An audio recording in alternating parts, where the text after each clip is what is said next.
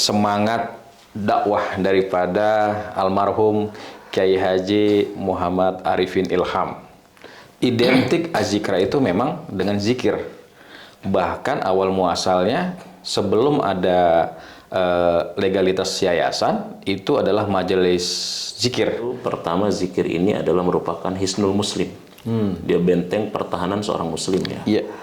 Ini yang mungkin almarhum Robi kita kenapa perlu mengembangkan dakwah ini, dakwah zikir ini, karena zikir ini kan yang dibangun ruhiyahnya. Bagaimana pendekatan zikir bisa tadi ya mempengaruhi tidak kebijakan-kebijakan yang ada di masyarakat? Kalau saya sih bisa ya, ketika banyak zikir, sebetulnya dia pemikirannya, perilakunya, kebijakannya nggak dipengaruhi setan.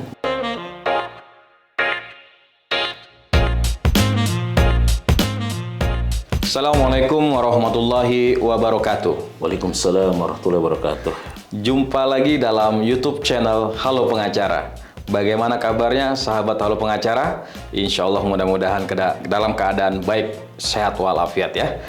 Pada kesempatan kali ini kita akan berdiskusi, berbincang-bincang dengan salah satu narasumber kita yang luar biasa, di mana beliau beraktivitas cukup luar biasa juga. Selain pengajar, beliau juga ngisi di beberapa majelis taklim, dan tentunya dalam hal ini saya akan memperkenalkan dulu terlebih dahulu nih narasumber kita pada kali ini. Beliau adalah Ustadz Sukron Makmun MPD. Assalamualaikum Ustadz. Waalaikumsalam. Masya Allah. Gimana Bang, sehat Bang? Alhamdulillah. Luar biasa nih Ustadz ya. Di tengah kesibukan Ustadz, kita kita mau diskusi dong, ngobrol-ngobrol nih tentang Yayasan Az-Zikra nih. Ustadz, kira-kira gitu Ustadz ya. Insyaallah. Beliau selain sebagai ketua Yayasan Az-Zikra, beliau juga adalah ketua Komisi Fatwa MUI Kota Bogor.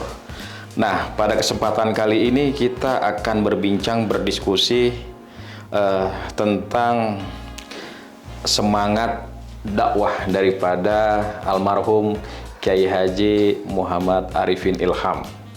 Nah, Ustadz kan sebagai ketua Yayasan Az-Zikra nih, yang terbaru katanya begitu, kira-kira gitu Ustadz ya? Masya Allah.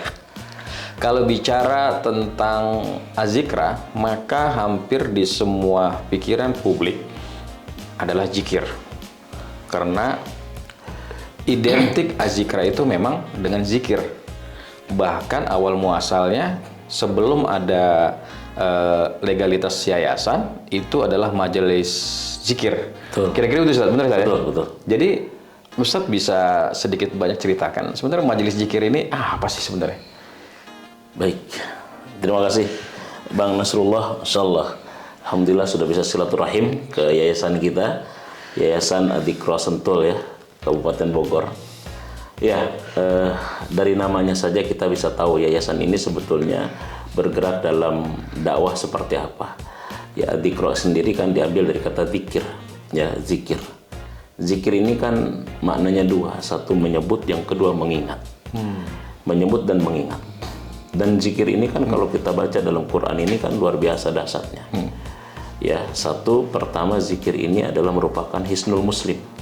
Dia benteng pertahanan seorang muslim ya. Iya. Ini yang mungkin almarhum Robi kita kenapa perlu mengembangkan dakwah ini, dakwah zikir ini, karena zikir ini kan yang dibangun ruhiyahnya, dan ruhiyah ini kan merupakan penentu tentang bagaimana fisik kita sangat bergantung kepada ruhnya. Jadi ketika seseorang dilibatkan ruhnya, ya diajak ruhnya untuk berzikir, maka disitulah nanti akan memiliki sebuah gerakan yang sangat dahsyat. Makanya unsur zikir itu Bang bukan hanya terkait dengan masalah melafazkan ya. Jadi 3 komponen zikir dalam diri kita itu harus ada. Satu, lisan melafazkan. Yang kedua, pikiran akal kita memahami dari lafaz-lafaz zikir itu. Yang ketiga, hati kita menghayati sehingga nanti muncul sebuah gerakan, muncul sebuah pekerjaan, perbuatan yang didorong dengan lafaz-lafaz zikir itu. Contoh konkret misalkan gini. Zikir itu kan subhanallah walhamdulillah wala ilaha illallah akbar. Nah, subhanallah ini kan maha suci Allah. Maha suci Allah itu kan bentuk implementasinya orang yang suka bertasbih itu apa sih? Husnuzon kepada Allah. Karena artinya maha suci Allah, maha sempurna, jauh dari sifat-sifat buruk. Nah, sehingga implementasi dari lafaz subhanallah adalah husnuzon kepada Allah.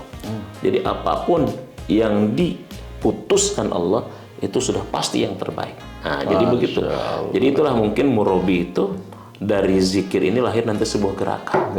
Makanya kan ada 5 ya. Ada 5 komponen, ada 5 garis juang ya yang selalu menjadi obsesi dan cita-cita murabi kita. Allah dari zikir itu. Jadi dari lisan kita melafazkan, pikiran kita memahami apa yang kita lafazkan, hati kita menghayati, amal kita, anggota tubuh kita bergerak sesuai dengan apa yang kita zikirkan.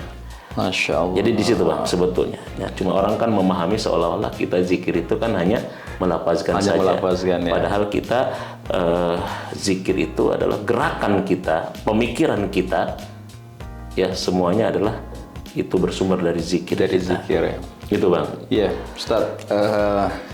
Yang menarik tadi yang Ustadz sampaikan 5 komponen garis juang tuh ya. Itu ya kalau tidak salah ya. Itu yang pertama adalah zikir. Dengan zikir akhirnya muncullah sunnah apa namanya? Ya, gerakan akhlakul karimah. Iya sunnah. Iya sunnah. Jadi aktivitas sunnah, tahajudnya, duanya, puasanya, saumnya dan seterusnya. Betul. Akhirnya melahirkan yang ketiga itu dakwah. Yang ketiga dakwah. Yang keempat tarbiyah. Dan akhirnya muncul jihad nanti. Jadi puncak dari zikir semua adalah jihad. Adalah jihad gitu ya. Jadi konsepnya ini menarik, Ustaz. Artinya kalau tidak salah dengan zikir itu nanti akan muncullah aktivitas sunnah yang seharian akhlakul karimah itu. Dan akan muncullah tadi kalau kita bisa bilang metode dakwah yang disampaikan ini adalah mengedepankan tadi adalah pertama adalah zikir. Itu Ustaz ya. Akhirnya bisa muncul itu pesantren, muncul sekolah-sekolah, muncul juga komunitas-komunitas zikir yang punya profesi dan seterusnya. Ini cukup menarik, Ustaz ya. Pendekatannya dengan zikir. Kalau kita lihat dengan mungkin dengan metode yang lain, itu kan ada juga dengan tablik, misalkan gitu ya, atau juga dengan membangun pesantren terlebih dahulu. Tapi azikra ini justru dengan zikir itulah akan membentuk komunitas-komunitas itu zikir yang tadi luar biasa. Itu gimana, Ustaz? Ya, jadi begini, Bang. Manusia ini kan terdiri dari banyak dimensi ya. Ada fisiknya lah ya, ada rohaninya ya, ada hati, ada akalnya ya. Jadi ketika kita berdakwah hanya dari sisi penyampaian saja, itu mungkin bisa jadi yang disentuh adalah akalnya, bisa jadi mungkin ya beberapa hal mungkin ke hatinya. Tapi ketika berzikir Bang, itu kita sentuh semuanya gitu. Jadi bukan hanya akalnya yang kita masukin, tapi juga hatinya, tapi ruhnya. Ini kalau bicara komponen manusia ini kan tangan, mata, kaki, ini kan ibaratnya kan instrumen sebetulnya. Kalau kita lihat mesin ya, kalau misalkan dalam sebuah alat atau mesin ini kan instrumen, tapi instrumen ini kan ada hal menggerakkan kan. Yang menggerakkan itu kan hatinya. Nah, makanya metode zikir ini kan kita mencoba menggerakkan hati sehingga dari situlah nanti hati itu menjadi pengendali terhadap instrumen yang lain. Masya Allah. Sinilah kalau saya lihat kekuatan dakwah dari murabi Kiai Haji Arifin itu kan begitu mudah mengajak orang ya, dari profesional ya, dari bawah sampai kepada atas, bahkan mantan preman. Itu hanya dengan beberapa kali ngobrol gitu loh ya. Itu preman yang mungkin urakan bahasa kita ya, atau gimana gitu loh ya. Yang menurut orang lain udah susah didakwahin ini mah misalkan gitu ya. Udah susah didakwahin, tapi dengan dakwah beliau karena memang disentuh hatinya dan beliau misalkan sudah berzikirnya kepada Allah, itu kan luar biasa. Jadi banyak preman-preman yang ketemu beliau itu ternyata Masya Allah gitu. Apalagi istilahnya orang-orang yang bukan preman gitu, pengusaha, profesional, pejabat dan sebagainya. Jadi di situ mungkin jadi titik tekan yang membedakan dakwah murabi itu dengan dakwah-dakwah yang lain. Masya Allah. Gitu Bang. Iya, ini memang cukup banyak orang yang tersentuh dengan dakwah beliau melalui metode zikir, Ya. gitu ya. Dan akhirnya nggak cukup hanya di zikir, berarti di zikir, akhirnya terhadap perilaku berubah. Betul. Terus tindakan akhirnya berubah, gitu ya, kira-kira begitu, Ustaz. Nah, apakah juga dalam azikra sendiri selain tadi mengadakan zikir, juga ada kelanjutannya, mungkin itu tahapan-tahapan selanjutnya, aktivitas yang bisa diikuti oleh publik di aktivitas di Yayasan Azikra. Baik, ya. Jadi sebagai implementasi dari zikir yang tadi memadukan antara lisan, pikiran, dan hati sehingga kepada gerakan itu, maka kita kemudian bagaimana membangun sebuah lembaga ya yang bisa memunculkan tentang misi daripada zikir kita. Tadi kan disebutkan ya, dari zikir itu muncul akhlakul karimah ya, muncul tentang ihya usunnah.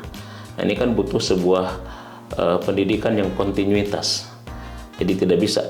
Jadi zikir akbar yang 1 bulan sekali itu adalah bahasa kitanya untuk mencarger. Bahasa kitanya apa? Yang cas gitu loh, untuk itu orang tersentuh. Ketika orang tersentuh, what next-nya gitu. Yep. Kan bisa jadi ketika orang itu baru pertama kali ikut, Bang. Ya. Tapi begitu dia pertama kali ikut kan dia tersadarkan. Nah, ketika tersadarkan kan dia untuk memperbaiki diri supaya ada yang memaintain itu terhadap kesadaran itu kan, memaintain kesadarannya itu gimana? What next-nya gitu. Nah, makanya kita bikin sebuah lembaga. Ada lembaga tarbiyah pendidikan, ada lembaga dakwah kajian halakoh. Makanya kita kalau misalkan yang sudah berzikir silahkan datang ke Azikro. Kita ikut halakoh. Setiap ba'da subuh kita setiap hari ada halakoh, berbagai macam kajian. Ada tafsirnya, ada hadisnya, ada sejarahnya. Dan kebetulan saya juga termasuk pengisi halakoh itu. Setiap hari Senin ya, saya Senin kedua dan Senin keempat, ba'da subuh. Jadi kita ada ba'da subuh, kita sholat di sini, kemudian kajian halakoh sampai suruh. Nah, jadi bagi teman-teman yang ketika tercerahkan dengan zikir, dia bingung selanjutnya apa nih? Untuk memaintain kesadaran ini, maka kita bawa ke sini. Gitu. Masya Allah. Jadi nggak hanya selesai di zikir, tapi juga ada aktivitas-aktivitas lain yang bisa diikuti oleh masyarakat. Oleh masyarakat ini. Ustaz, terkait dengan misalkan tadi, bagaimana pendekatan zikir bisa tadi ya mempengaruhi tidak kebijakan-kebijakan yang ada di masyarakat, kira-kira gitu. Bisa nggak kira-kira ya dengan zikir itu mempengaruhi kebijakan-kebijakan? Wah. Kalau saya sih bisa ya, karena kalau misalkan kita begini ya, contoh seperti inilah, bagaimana sebetulnya pengaruh ibadah kita terhadap perilaku kita, pekerjaan kita, ataupun pemikiran kita, atau kebijakan kita. Itu kan begitu. Kalau dalam sholat kan ada istilah, inna sholata tanha anil fahsya'i wal munkar, bahwa sesungguhnya sholat itu bisa mencegah dari perbuatan keji dan mungkar. Atau dalam ayat yang lain, innal hasanata yudhibna sayyi'at, sholat itu bisa menghilangkan karakter buruk dalam diri kita. Nah, sedangkan dalam zikir kan banyak. Misalkan dalam Al-Quran surat apa itu namanya, surat Az-Zuhruf ya, ayat yang ke 36 misalkan ya, surat 43, Allah berfirman misalkan, wa may ya'shu an dzikrir rahman nuqayyid lahu syaitan, ya, fahuwa lahu qarin. Jadi barang siapa yang meninggalkan zikir kepada Allah, maka akan dikuasai oleh setan. Jadi dan setan itu akan menjadi qarin. Itu kan meninggalkan zikir. Jadi supaya kita tidak dikuasai setan dan tidak menjadi qarin, karim, kerabat dekat setan dengan kita, berarti kan berzikir. Nah, artinya orang ketika banyak zikir, sebetulnya dia pemikirannya, perilakunya, kebijakannya nggak dipengaruhi setan. Maka ketika mau bikin keputusan harus banyak zikir sebetulnya. Ketika mau ACC ini, Allah. Jadi artinya keputusan yang kita lakukan, kebijakan yang kita inikan itu. Tapi ketika kita meninggalkan zikir, setan akan menjadi penguasa kita, pengendali kita. Bahkan setan akan menjadi kerabat kita, sehingga nanti pemikirannya pengaruhi setan, kebijakannya dipengaruhi setan, perilakunya dipengaruhi setan. Nah, jadi gitu. Itu pengaruhnya dahsyat gitu. Masya Allah, luar biasa. Jadi aktivitas di Azikra ini masih tetap berjalan, Ustaz ya? Insya Allah masih tetap berjalan. setiap minggu pertama, ya, setiap bulannya Setiap bulan itu ada zikir akbar dan kajian halakoh setiap ba'da subuh setiap hari. Setiap hari. Setiap hari, Bang. Setiap hari ya? Insya Allah setiap hari. Masya Allah. Dan ustadznya itu dari berbagai macam disiplin ilmu. Oh. Jadi ada ustadz yang disiplin ilmu tafsir, ya, dan dia mengajarkan tafsir. Jadi kita di Ajikro ini teman-teman sahabat Halo Pengacara ya.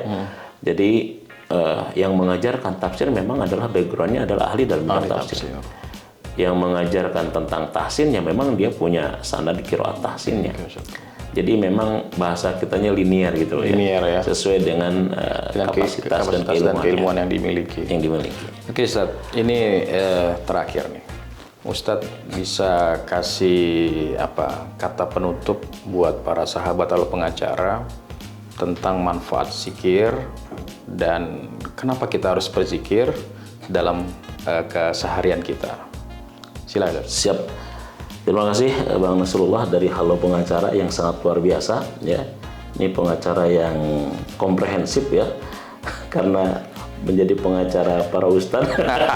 Jadi beliau emang kayak luar biasa. Jadi saya juga harus bicara hati-hati ya, karena bisa dikoreksi nih, walaupun ustadz gitu. Enggak.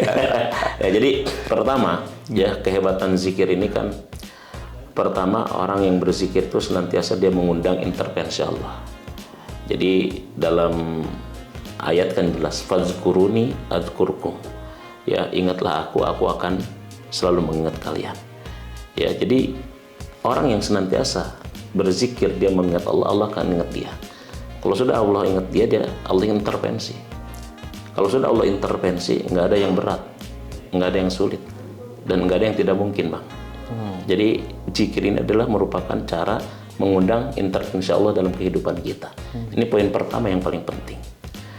Makanya saya sering mengatakan, ketika surat Al-Fil itu kira-kira bicara tentang apa? Itu rata-rata jamaah itu bicara tentang gajah. Bicara tentang pasukan bergajah yang menyerang pasukan burung ababil yang menyerang pasukan bergajah gitu. Kata saya, coba lihat ayat pertamanya. Alam taro kaifa fa'ala rabbuka. Cerita surat Al-Fil itu cerita tentang pekerjaan Tuhan. Fa'ala rabbuka bi ashabil fil. Pekerjaan Tuhan terhadap pasukan bergajah dengan cara mengirimkan burung ababil. Jadi bukan burung ababil yang menghancurkan pasukan gajah. Ini bahasanya tidak apple to apple, Bang. Ya, burung ababil menghancurkan gajah yang besar, nggak apple to apple.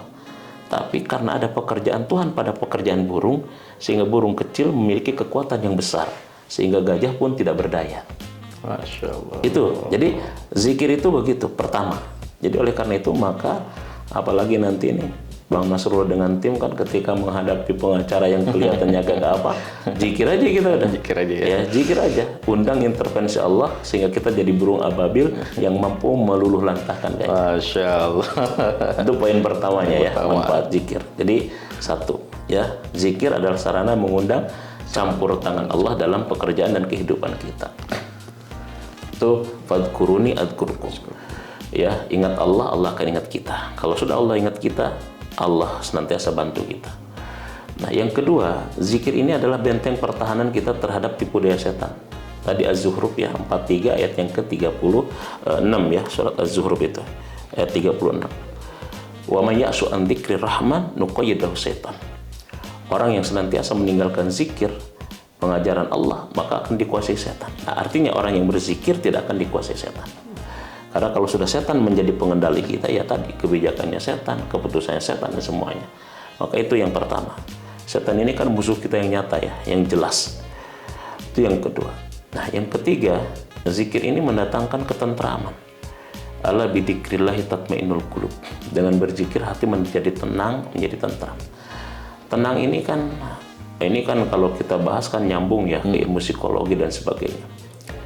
Tenang, aman. Aman itu kan melahirkan, tenang itu melahirkan rasa aman.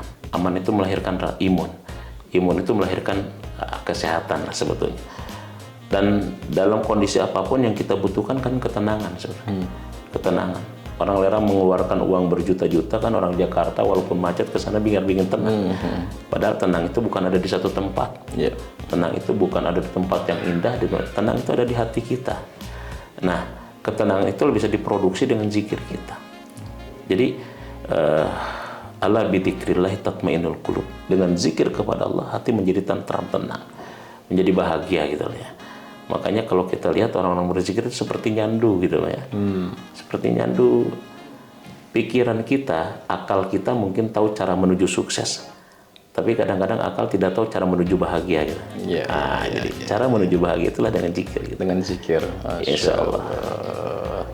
Ya, ini luar biasa ini ya.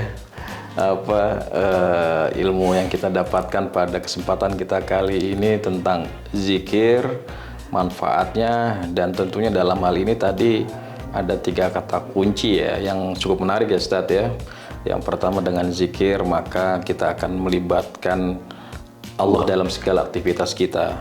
Itu yang pertama. Yang kedua dengan zikir insya Allah mudah-mudahan untuk mengalahkan tipu daya setan. Tadi kalau tidak salah Ustadz ya. Membentengi diri kita dari tipu daya setan. Yang ketiga tadi Ustadz?